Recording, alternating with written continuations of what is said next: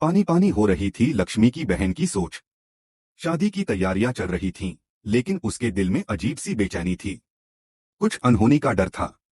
तुम लोगों का प्लान क्या है? उसने कांपती आवाज में पूछा। थोड़ी देर में शादी होने वाली है और मुझे बहुत टेंशन हो रही है।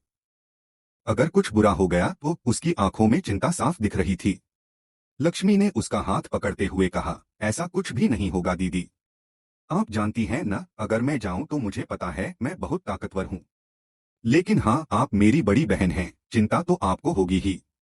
यही से शुरू होती है एक नई कहानी। दो बहनों की, दो नई जिंदगियों की।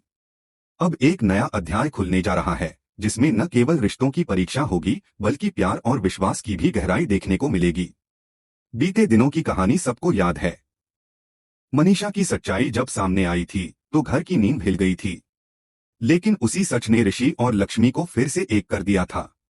आयुष और शालू को मिला था बड़ों का आशीर्वाद और सब कुछ सही दिशा में जाता नजर आ रहा था।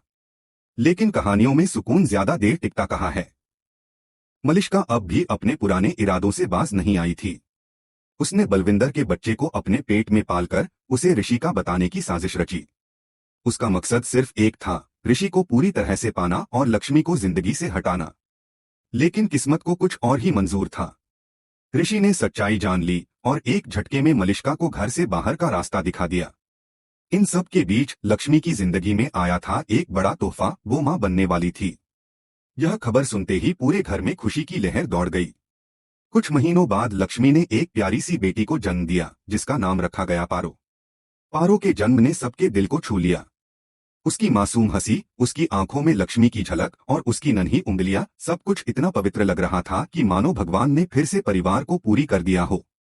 समय बीतता गया और कहानी ने एक नया मोड़ लिया। अब कहानी में 20 साल का लीप आया है। पारो अब बड़ी हो चुकी है। वो बिल्कुल अपनी माँ जैसी खूबसूरत, समझदार और निडर है। उसके साथ है उसकी छोटी बहन, जिसे लक्ष्मी ने जन्म देकर दुनिया को अलविदा कहा था। दोनों बहनों के बीच ऐसा प्यार है जो शब्दों में बयां नहीं।